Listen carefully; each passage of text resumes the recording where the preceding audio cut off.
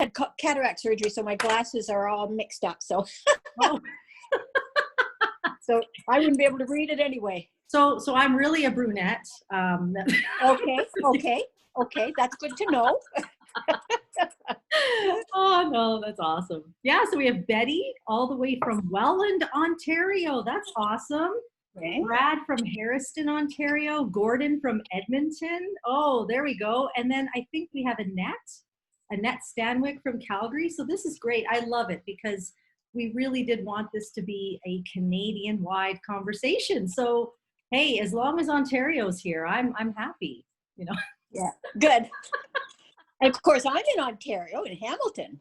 In Hamilton. Mm-hmm. Oh, I see. I didn't know where you were in Ontario. Hamilton, Ontario. Hamilton, Ontario. Steel City, it's called. Oh, Steel City. Okay. Yeah. Yeah. Well, that's. I love Ontario. I think Ontario is beautiful. You know, it's a great place. My husband used to live in Toronto, so. Okay. Yeah. Yeah, we have someone from Montreal. Oh, Chrissy is in Montreal now. That's incredible. That's awesome. I know how to say this. Je suis allée à Montréal l'été dernier. Ah oui, c'est très bien ça. Oh, yeah. So I'm saying I was in Montreal last summer, but really it was 10 years ago because I don't know how to say it any other way. So okay. Je peux parler juste un peu because I lived in Montreal for 17 years. Oh. Ben, je parle pas bien. Oh. Me neither.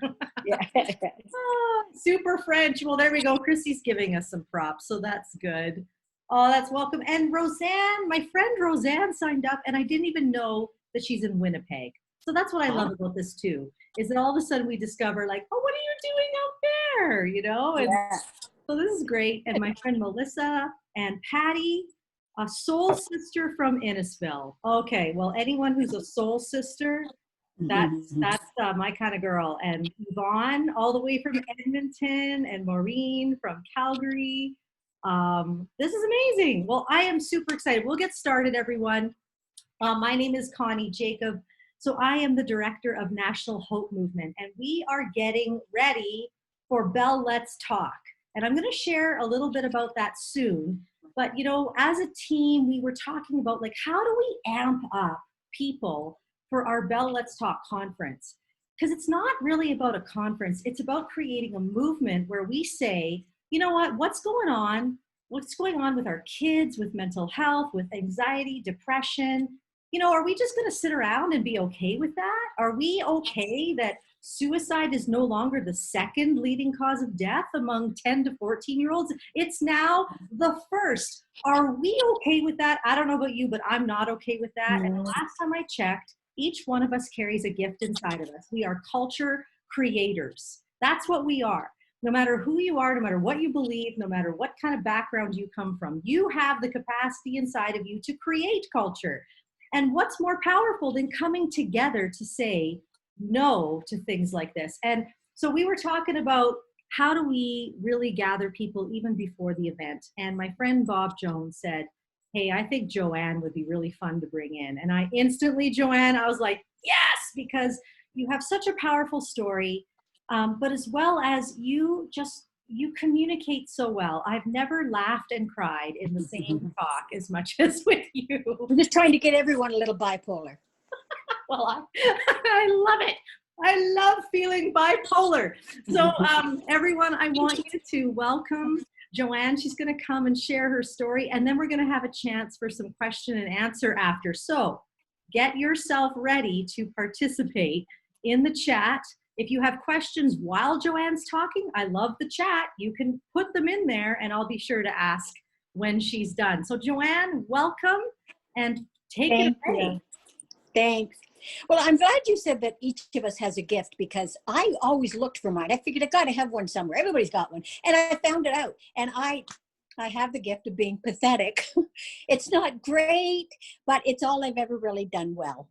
I've just been a weird person from the time I was little. I don't know. I've been diagnosed major depressive disorder, and then I was diagnosed bipolar 2, and then I was diagnosed depressive plus PTSD. I don't know what I am. I just know I got problems. But you wouldn't know it when you see this cute person that I am. But I have just struggled all my life. The funny thing is, when I was a little kid, up until puberty, I was shy and scared, and I wouldn't talk to anybody I didn't know. I was just fearful all the time. Just that little kid in school who I did what I was told. I didn't mix with anybody, weird. And, in retrospect, I would have recognized that child as having a problem because there's shy and then there's fearful. And I was in that category. But then when I hit 13 years of age, all hell broke loose. I don't know what happened. My family called it the summer I changed personalities. And it seemed like literally over the period of the summer, I went from shy and backwards to outgoing. I got invited to all the parties because they thought it was fun and all this was going on. And half the time I was feeling suicidal. So it was weird. And plus, add to that, I was raised in the church, and a very charismatic church where we were always taught, I thought, that's the way I read it anyway, that if you're a good Christian, you're always happy. And I wasn't. So I just, at one point told myself, maybe God hates me too. Because I had this sense inside that I had absolutely no worth. And it is still my Achilles heel. I have to be very careful with that. A lot of therapy has helped me so that I can get to the point where I say, no, I have value. But I'm 68 and I'm just getting that. So it's a long road. So anyway, I went on living that way. And in my excited times was, great and fun. And in my down times, just wanted to die all the time. And I didn't know why. If somebody had said, okay, tell me, give me the story. Tragic life, eh? No. Horrible family? No. I mean, we had our struggles. I went through some traumas, but there was no good reason. And, I know there's a big debate all the time. Is it genetic or is it environmental? And of course, I think it's both. But there is a strong genetic tendency, and it's in our family. I just didn't know it.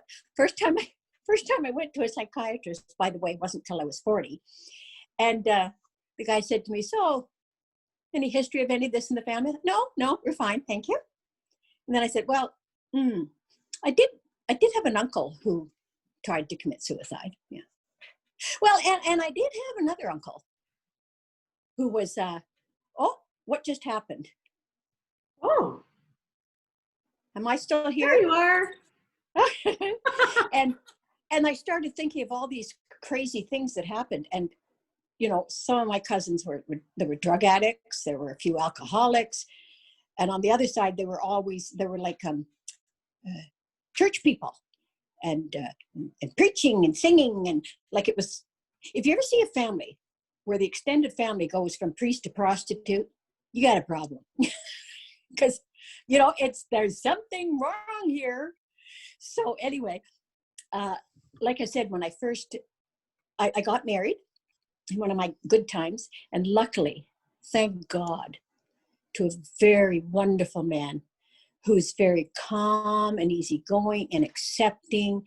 And he didn't know anything about mental illness either. He just instinctively was gentle and kind. And because if he had been like me, I would have killed him.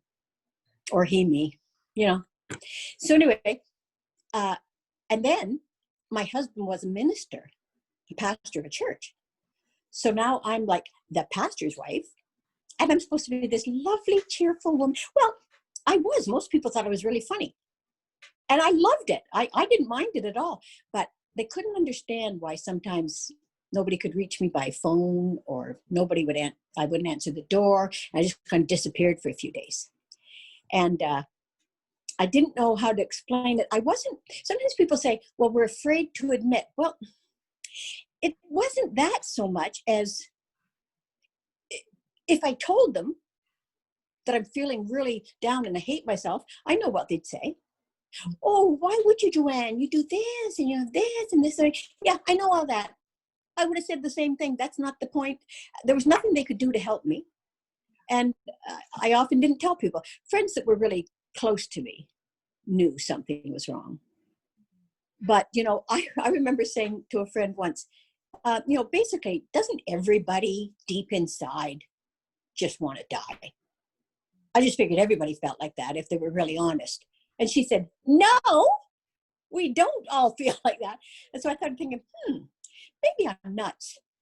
And so I finally got up the courage and made an appointment with a psychiatrist. And I was mortified to admit that. So after I went to see this guy, after about 6 or 7 times there, he said, I asked him a question. He said, well, Joanne, people like you with major mood disorders. I said, excuse me? Pardon me? I'd never even heard the word mood disorder. I have a mood disorder? And I think you said major, major mood disorder. So I'm crazy. He says, no, you have a physiologically based biochemical imbalance and it requires medication. I said, I'm not going to take medication. Are you nuts? I'm German. We are strong like bulls. And we don't take nothing for nothing. Pill for this, a pill for that. No. And plus, a pill for cuckoo? No, just out of the question. Well, then he said, I was really obese. I have had surgery, and now I'm sort of an average size, but I was really obese. But when he said to me, well, he said, one of the side effects of this medication is you could lose weight. And I said, I'll try it. I don't care. I might not be crazy, but I'll take it for the side effects. So that's what I started doing. I didn't have any side effects. I never lost a pound, but I started feeling ordinary. It wasn't a happy pill. I didn't suddenly feel happy. The darkness was gone. And I was having what I would have called one of my ordinary days. And I felt ordinary. What it did was freed me to be who I was and to feel normal without that horrible pressure, that voice in my mind that was always saying, just die, just kill yourself, you'll be better off. Everybody will be better off. Everybody will be better off if you're gone. And that tormenting weight that I had to struggle with every day, and it was gone. And so I began to speak about this, and because I was a pastor's wife and I'd had pastoral training myself, and I started going around to churches and stuff and speaking about this and saying, hey, this is fabulous, and telling about my struggle and how, and relating it to my faith, because sometimes people say people with faith shouldn't have struggles. Like, hello, give me a break. Of course we do. Anyway, so I began talking about it. And for many years, twice I tried to go off the meds because I thought I was okay. Big mistake, really big, huge. That's a good line. Did you watch Pretty Woman? That's a really good line out of Pretty Woman. Anyway, what was I saying? Oh yeah, going off the medication. Big mistake. And so I was going along and still, and I'm a speaker and doing all this stuff and generally doing pretty good. Starting about four years ago or so, it's been coming back in bouts. And not as serious as it used to be, but at times, just for a few days, I tried tweaking the meds. I started a new med. I'm generally speaking, I'm going to say I'm okay, but then I'll slip into these things where I start getting really irritable and everything upsets me. And then it'll take one thing slight that upsets me. And I have found myself in the last couple of years at times sitting in cars on the parking lot, crying, drinking my Tim's, thank God for Tim Hortons, and planning how to take my life. It scared me. So I've been doing a lot of therapy as well. And one of the things I'm having to accept is that rather than when it comes back, I think, see, it's no good. I'm hopeless. I might as well just die. I'm trying to look at it more as now, this is, what's the word? It's a handicap I have. It's a part of who I am that I have to learn how to deal with and not let it destroy me. One of the things is when those moods come to me now, I often think, this will pass. Remember, Joanne, it has before, it will again. And I'm also, going to try to get my medications tweaked and see if we can't help that. But and therapy is great, but I do really strongly believe there's a strong chemical element to it, because I'll be doing fine and everything's good. I wake up one morning and I feel it coming. I think, no, I can't do this again. I'm not going to do this again. And it starts coming at me, and then one thing will do it, and I'm back to the crying in parking lots and researching suicide. But then sometimes I'm going along normal, and I wake up one day and I think, oh, I feel good. Just like I knew that I would now. That's not a hymn. As starting to, and I think, what changed? Did my thinking change? No. Did my circumstances change? No. And so I'm really convinced there is a strong chemical component, and that getting my meds fixed and worked on is going to help. But some people can't find the help. Some people, you have to pursue it. And this is where a lot of people give up, because they try one, it doesn't work. They try one, it doesn't work. And you have to wait 4 to 6 weeks to see if it's going to work. And it takes persistence. And this is where friends can help. Because, if you think your friend is depressed and you're just going to talk them out of it, no, you're not. But the best thing you can do is love them. And do they need their house cleaned? Do they need to drive somewhere? Do they need to go out to a movie and laugh their heads off? Do they, what do they need? And the whole time telling them, keep trying, there's help. Keep trying to find a med, there's help. Or finding therapy, or whatever the thing is, to encourage them that there is help out there. And so I'm kind of surprised at the setback of the last few years. I'm surprised. And here's the thing too, amongst the church crowd where I speak, it was always a good story to tell, because it was this, and then I found help, and now I'm fine. Right. And now I find myself saying, you know what the truth is? I'm not always fine. And I like to be funny. I like to have fun. I put really funny Facebook statuses on. And like one person private messaged me the other day and said, my husband's name is Joe. And he said, boy, you just must have Joe in stitches all day. I read it to him. Then we were in stitches. Are you kidding me? I can be so miserable when I start getting depressed and irritable and everything bugs me. And oh yeah, no, I'm not laughing all the time.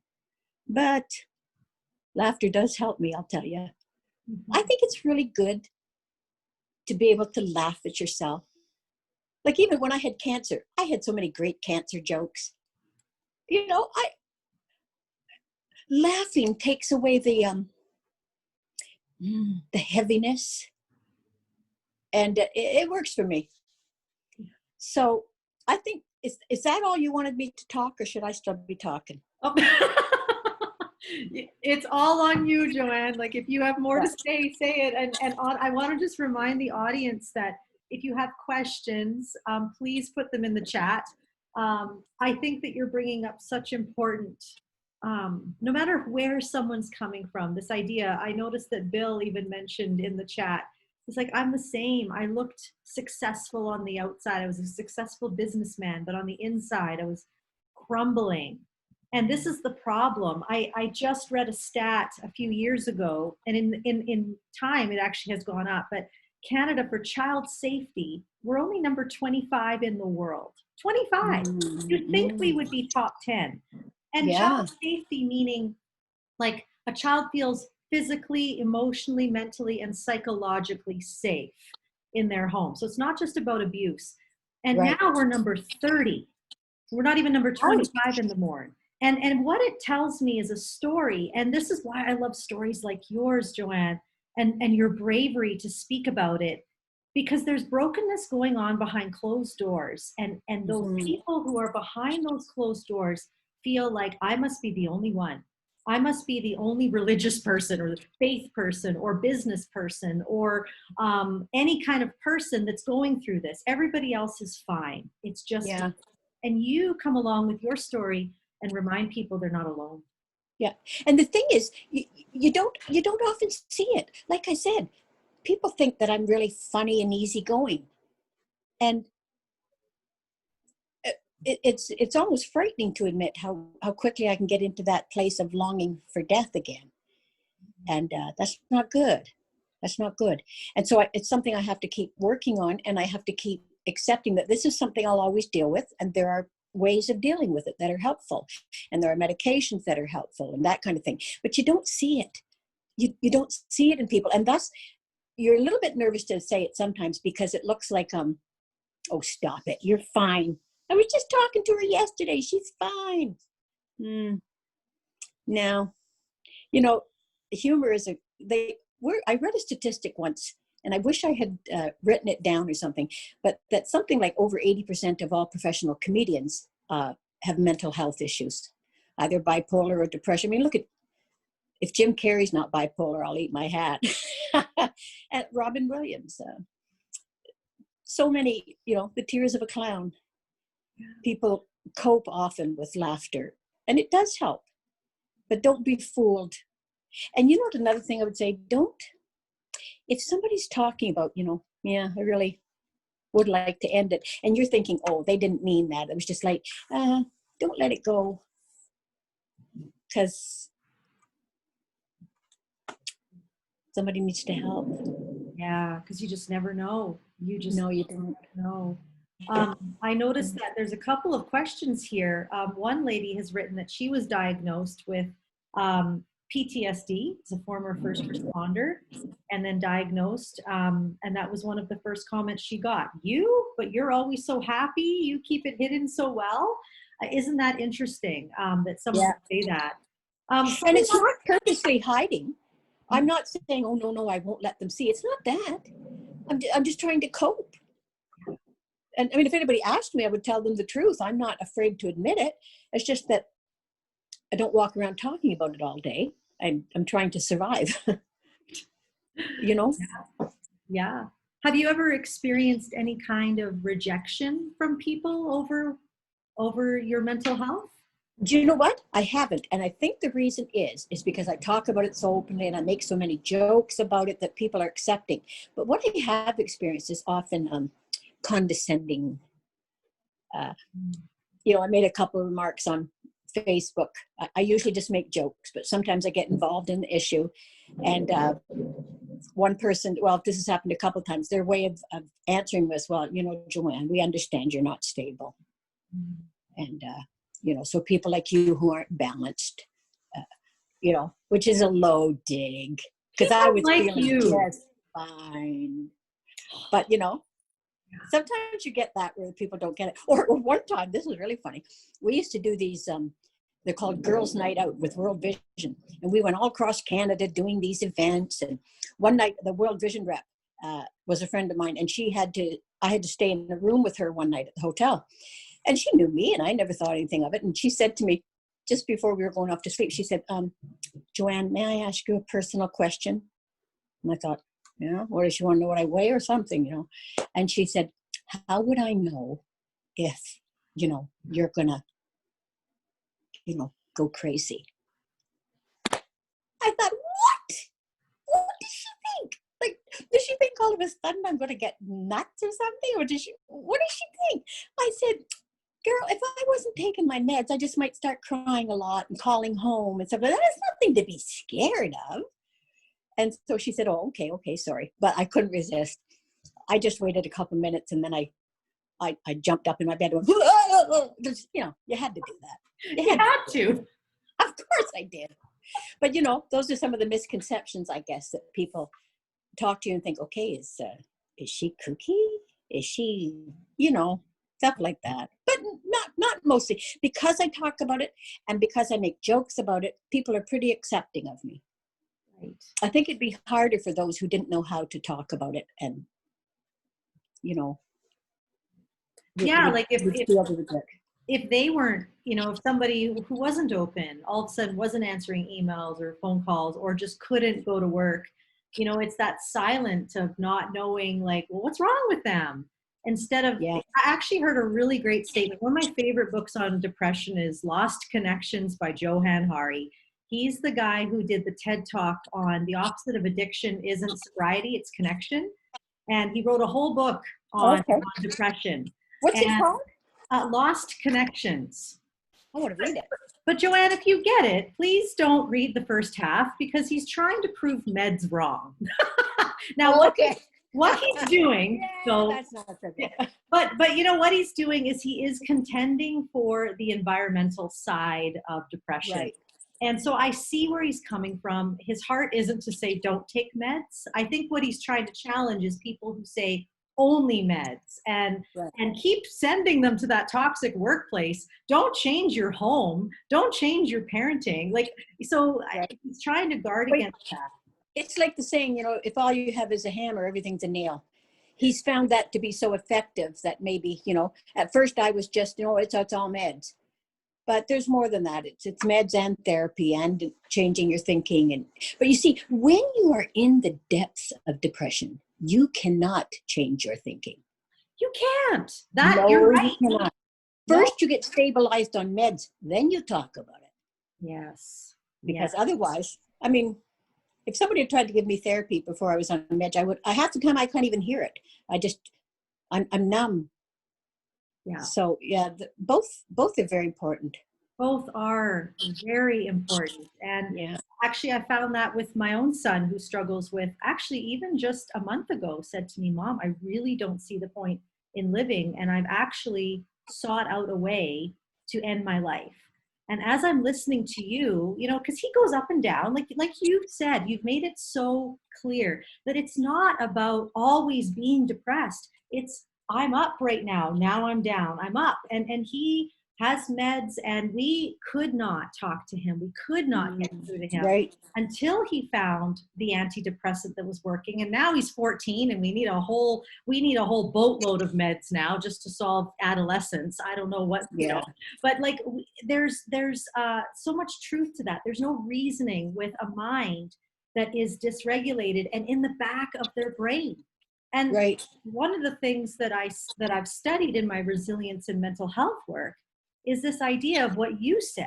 You said, don't try to fix them. Don't try to, you know, like that's what we love to do because we want people to be better. We want that statement of I once was, but now I am. We aren't good with I once was a moment ago and now I am, but here I am again. Like we don't like that. We don't know how to handle brokenness as a society. And so when it comes to listening, it's this interpersonal neurobiology. What happens when I listen to you, when you listen to me, and I don't try to fix you and you don't try to fix me, we just are there. We're there in the muck. And we're not sitting in the muck, you know, being victims. We're just holding space. We're attuning and we're really deeply trying to understand. What happens is the brain actually rewires. And somebody goes from the back of their brain, which is very reptilian and very reactive, and it moves them to their prefrontal cortex where they reason and problem solve. And when I heard this, I was blown out of the water because I've seen this with my own son. Because with him, depression isn't sadness, it's rage. And to this day, his depression, I know when he's depressed because he's irritable.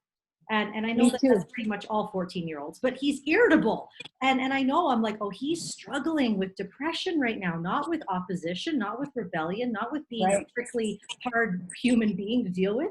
He's sad. Would they say he's bipolar? I kind of wonder, Joanne, we're still there, you know, because they're young and you don't know. And it's such a journey. Like you really have explained the journey so well. Mm-hmm. Yeah. Because they wondered about that with me, whether it was bipolar. You know, bipolar 1 is very serious and, you know, psychosis and it can be very, very dangerous. Bipolar 2, there's no psychosis. There's just up times, down times, up times, down times. And, you know, so I haven't had a clear diagnosis either. I don't know what I am. All I know is I got to watch it, you know, and it's difficult. Yeah. And like I said, because I'm so involved in the faith community, because that's such a big part of my life, it's interesting that so many people who have faith thinks that should look after it. That should be enough. Even recently, I was going through a depression, and I told a pastor friend of mine, I said, I'm sorry, I'm not well right now, I'm not doing well. And his first question to me was, are you reading your Bible? Oh my gosh. So sorry. Joanne, what on earth is that It about? blew my mind. And, because I remember thinking, and I didn't say it at first, but I went back to see him a couple of days later, very kindly. He's a nice person, but he just didn't understand. And I said, it's funny. When I told you I had cancer, you didn't ask me if I was reading my Bible. So the implication, of course, is if you were more spiritual, you wouldn't be sick. And that's not true. It's true. And you're right. And that covers like all kinds of different, faith beliefs that are out there, Christian, Muslim, also just kind of that mystic type of, like Right? the yogis, just do more yoga. And I often say you can't meditate yourself to mental health. And I get a lot of Exactly. when I That's say exactly that, right. right? Now, It's not about it, that. it can be very good for you. It Mhm. can be very helpful to learn how to meditate and to, practices that develop your thinking and your discipline. All that can be very helpful. But you, like you just said, you can't meditate your way to mental health Yeah. any It, more than you can meditate yourself to be cancer free. yeah. Meditate, I mean, to be cancer free.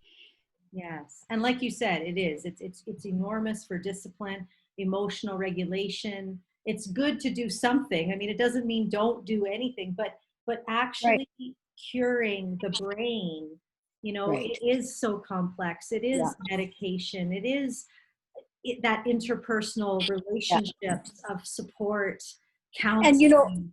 I've often said too, uh, good mental practices, focusing on things that are good and right, and all of these things are good. Just like, let's say for cancer, you could have one person has cancer and is so devastated and they can't think of anything else. Another person is really working on trying to accept and change their attitude, and you can build yourself up in your mind to handle things, but that doesn't get rid of the cancer.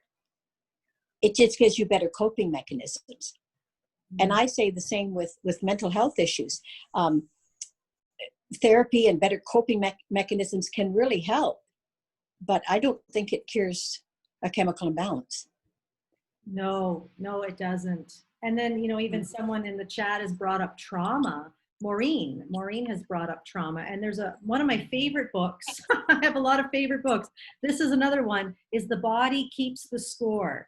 I can never say Bessel's last name, but his first name is Bessel. Doctor, phenomenal. He talks about how, in fact, they're even saying that even things like ADHD and depression can stem from trauma. And if there's a Yeah. genetic of anxiety or genetic of depression, it can come from the trauma that's been passed down. Right. I haven't experienced any trauma myself, but my mom fled domestic violence, and guess who struggles with being regulated? I do. And I don't know where that comes from. And so, for people to say that the body literally keeps the score. And I think we need to normalize that you're having a human experience right now. Yes. And having a human experience is okay. Right. And often in families where there is a genetic tendency running in the family, it may never express itself, or through a trauma, it might just exacerbate it, bring it out. And, it's the combination, the genetic tendency and the trauma. And, I had some trauma, not maybe as serious as some people would think, but it, it certainly took what was already there and made it more difficult. So there were a lot of things to deal with too. So problem is trying to find therapy is so stinking expensive, and not everybody can afford it. No. I mean, I luckily got into a wonderful program with a fabulous psychiatrist that lasted almost a year and didn't cost me, but I was just lucky. I was at the right place at the right time. But for most people who need therapy, where do they go? It's all too costly. Too costly. And then if you go the free route, which is what we did, they just keep passing you off to other people. And eventually, my son ends up in the hospital for 3 weeks, and that's how we end up getting help. And then when he does get referred to a counselor, well, now that person is so burned out from all the need that we're being, again, passed from person to person. And so, and we took out a pension to pay for his assessment, because we couldn't wait 2 years. We knew something was wrong. We knew that we needed help. And so, but after that, we're like, well, now we can't pay for any kind of support. So this is a real problem. It's too bad it's not covered like medical doctors. I know I don't know anything about economics in the country. I don't understand any of that. But we're so blessed to have free medical care. If only that were included, it would be so helpful. But it would. You know, there's a lady in the chat here, Patty. She says she has bipolar, affective disorder, anxiety. Wow, that's quite the diagnosis there. And she's talking about being on meds, but her memory is poor, and her own daughters keep saying it's because she's mental. Mental. You know, can I just say, Patty, that's not okay. I don't think you're mental. You're a human having a human experience, and behavior, whatever happens in the brain, whatever is going on there, comes out in behavior, and behavior is communication. Behavior tells a story. So if you're up and down, if you're crying in the parking lot, you know, there's something going on. My body is trying to tell me that I'm not doing okay here. It's not about being mental. It's about something's up. I should pay attention. Yeah. So no, this is phenomenal. And you know, Joanne, I really appreciate you coming on here and being so honest, not just here, but I want to invite everyone to follow Joanne on Facebook. She does post really funny posts. Mostly jokes. I really do enjoy them. I love anyone who loves humor and does laugh, because you're right. But I also really appreciate how honest you are, just in general, in all different facets of life and in different places that you've spoken at. You're very honest. And I believe that you're creating bravery in people. You're creating not a normalcy in the sense that we put up with this, but in the sense of we need to do things different. And if people pay attention to your story, it creates this empathy to others who are going through similar. Right. I've had that reaction a lot of times where I've people have said to me, okay, you've given me permission to admit this. You've given me permission, especially in church circles, you've given me permission to say this without being branded as, you know, somebody who just refuses to believe or whatever crazy things they come up with.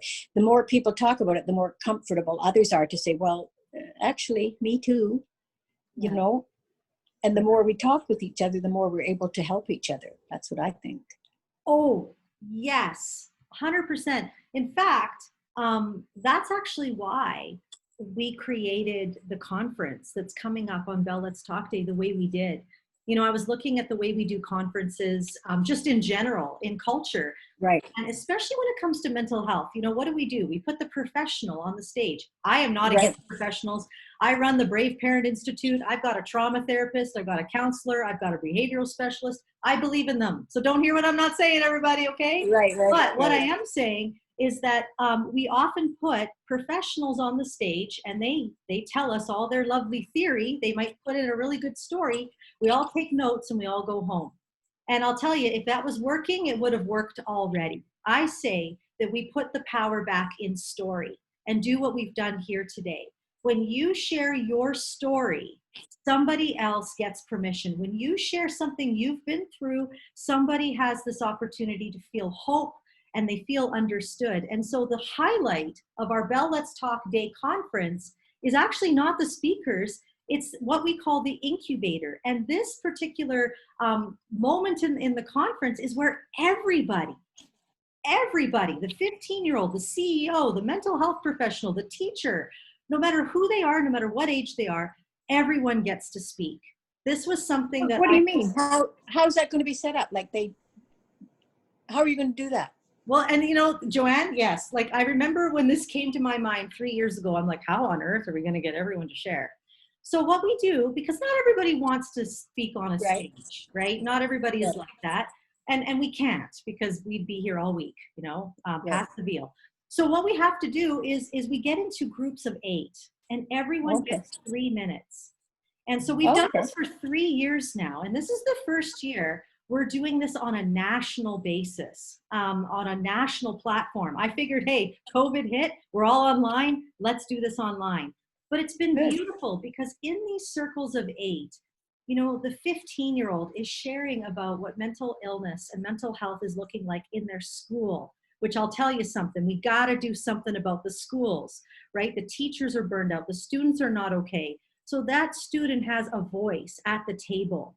The Right. CEO is talking about the toxic workplace that's killing adults, that's making them go home, and their kid has mental health issues and they got no energy and they're drinking themselves to sleep.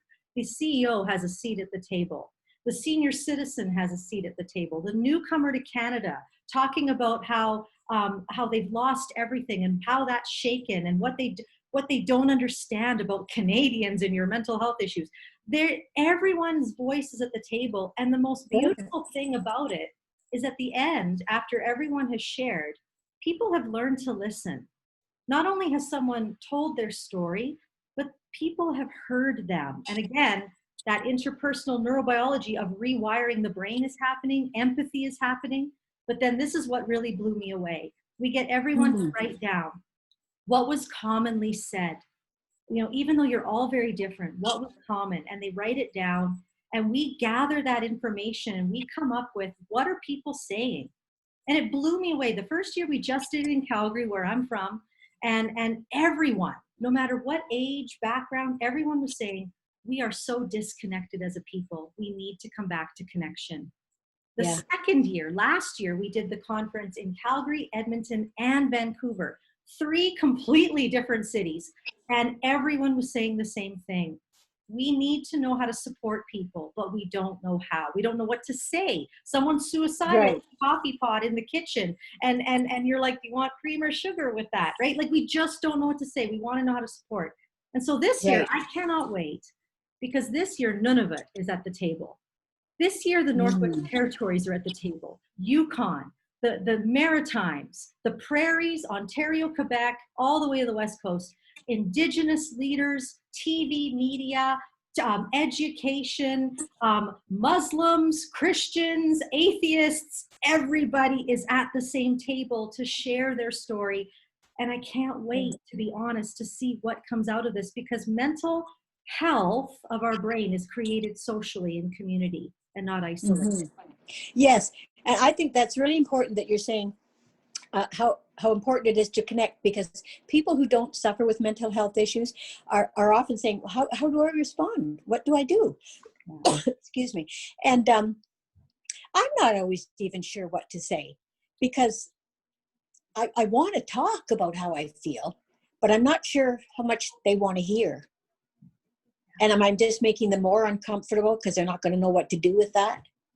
But somebody just listening and saying, I'm sorry, and making me a coffee and letting me say it, it's very helpful. But I kind of feel the waters out a bit. And if they seem at all, oh dear, and you don't want to change the subject, that's fine. I don't want to talk to them if they're not comfortable. But there's something really huge about just being able to say it all. Well, I guess it depends on your personality, but I process externally. I want to be able to just say it all, and I hear myself, and sometimes I figure things out by myself, but connecting with people is huge. It is. Huge. And in a safe place where, you know, that safety is guarded. It's not, Oh yeah. you know, and that's one of the things I value so much is our, you know, we're creating a safe place and giving people permission, you know, to say that you don't have to share your deepest, darkest secret. You share whatever you're comfortable sharing. Right. It's really Right. general. No one's Right. forcing anybody to say anything. But I'll never forget speaking at a women's event in Fort St. John. If you can believe this, this was Fort St. John. And at the end of our little talk, I was talking about the power of connection and community. And I said, we're going to pass the hairbrush. And when I pass it to you, I just want you to share something you're struggling with. And you can choose to pass it, or you can choose how little you share, but we're going to just connect. So I pass it to the person on my left. And she says, well, actually, I'm a drug dealer and I'm living on the streets right now. I'm like, in Fort St. John? Are you kidding me right now? But apparently they got drug dealers and they're living on the streets. And she was able to get help. And her bravery sharing that opened up Wow. ladies to share some pretty sacred things, and we did hold it sacred. Because that's the other thing. I think what you've said here, Joanne, is so important. When somebody shares something, we have to see it as, wow, they trust me and this is sacred. And I need to honor this. Right. I need to honor them. This person Yeah. deserves my honor right now. And Yeah. how do we do Yeah. that? Yeah. And I think some of the problem is too, when you share with somebody, they feel, I do this sometimes when people have shared with me, I think, okay, well, they're looking to me for help, so I'm going to have to come up with an answer here. I can't fix it. And especially because I speak about this, people want to talk to me for help. I'm not a therapist. I can listen and I can care, but I can't answer your questions. I can just care and suggest things, And I think sometimes people feel the weight of that, like, oh dear, they're looking to me to fix it. And I can't, Yeah. but Well, that's okay. and it is okay. You're right. Like, I think we're all a little uncomfortable with brokenness. We either want to fix it ourselves or we want somebody else. I remember when my son was going through his suicidal thoughts and it was really bad. I was like, please, yes, send him to the hospital. Send him away, fix him, bring him back to me. And it didn't work that way. No. They didn't fix him. You Yeah. know, it wasn't like that. And it really is about listening to him in his deep wells, in his deep. Did you find out, did you get a lot of support from friends for you personally through that? In a certain way, I did. People do want to understand and listen, but Right. what there wasn't understanding with is my capacity. My capacity to go out with the girls. I couldn't go out with the girls. I had to stay home 24/7 to watch over this sweet boy of mine, and there was Yeah. misunderstandings there. There was, if I had to flake out at the last minute, I was considered a little flaky, because Mm. we're having a good day, but 5 minutes before I'm supposed to leave, I mean, there was a breakdown. So sometimes there was misunderstandings of who I was in those times from Right. having to just, I mean, we were in crisis. Right. Yeah, Yeah. yeah. And the casseroles don't come. I mean, people don't think, Exactly.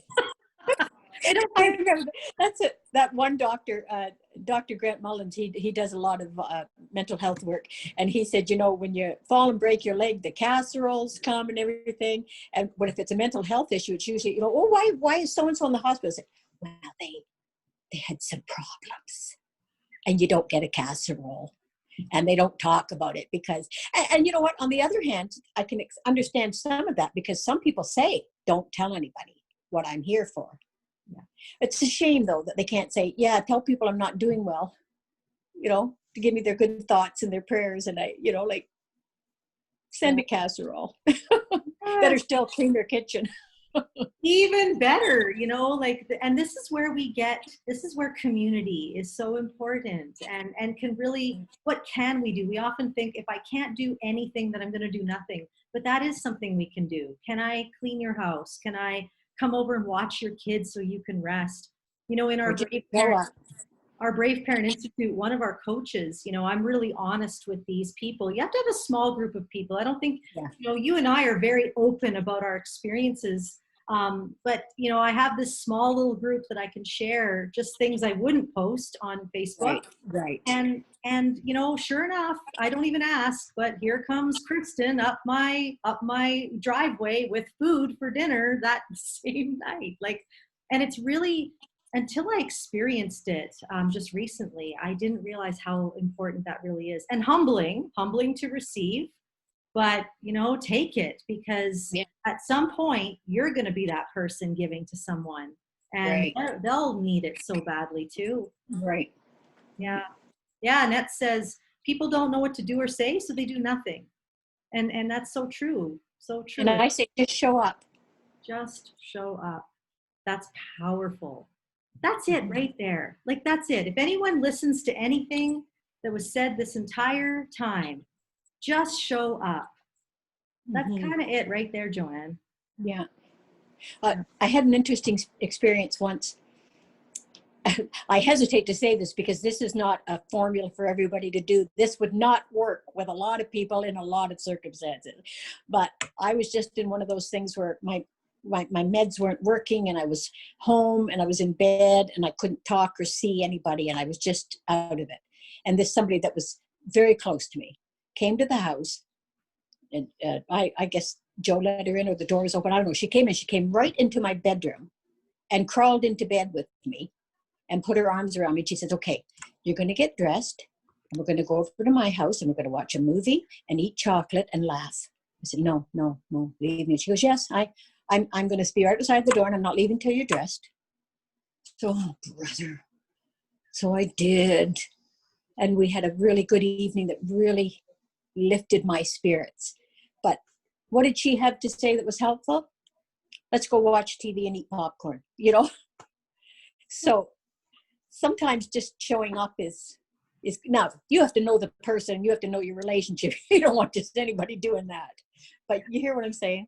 Yes. She was just there. Yeah. Oh, that's beautiful. So simple. So simple. Mm-hmm.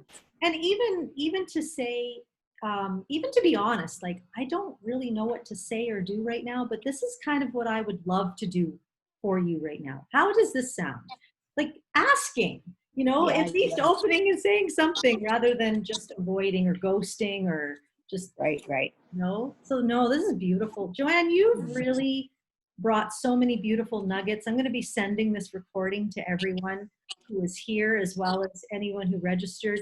Anyone on our Facebook Live that wants this recording, just put in the comments and I will send this to you. I'll get your email. But this has been a really beautiful, beautiful time. And I do want to continue to invite everyone to our conference because you are the centerpiece. Every person's story is the centerpiece. We've got this beautiful girl from Nunavut who actually uses her Instagram every day. She goes on there and she gives Nunavut youth a reason to live every day because they are lacking mental health supports.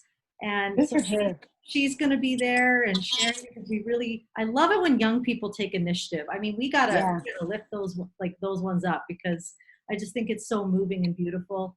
And to be honest, Joanne, without saying anything, like putting my foot in my mouth, but I also really love it when mature women like yourself speak up, and mature men, because one of the things that our culture does. Are you calling me old? Is that what you're calling me? Yay! I'm old. No. It's okay, I am. Go ahead. Sorry, I ruined your thought. No. Mature people, yeah. The mature people. I didn't know how to put it, but you know what I mean. Like, we often don't hear. Like, we need people like yourself and others to still be in the game, to still be investing, to tell real stories, so that when people my age, and I'm 46, and then there's the 36-year-olds and the 26-year-olds, to be looking and going, okay, I can make it. Because I see now somebody's 20 years down the road, 10 years down the road. So important. Right. Yeah. Good point. Well, thank you for joining, and thank you, everyone. There was some very deep stories being told, even in the chat. I didn't verbally mention some of them because I just didn't know if you wanted that to be on a recording and on Facebook Live, but thank you for your honesty as well to everyone who's been listening. Thank you for sharing with us. And I really hope to see you on Bell Let's Talk Day. I've got the link. I'll post it one more time in the chat, and I'll also post it on Facebook. But thank you again, Joanne. And I'm always cheering for you. I'm a big fan. I love you. Thanks, Connie. You're doing a good job. Thank you so much. All right, everyone. Have a great day. Bye.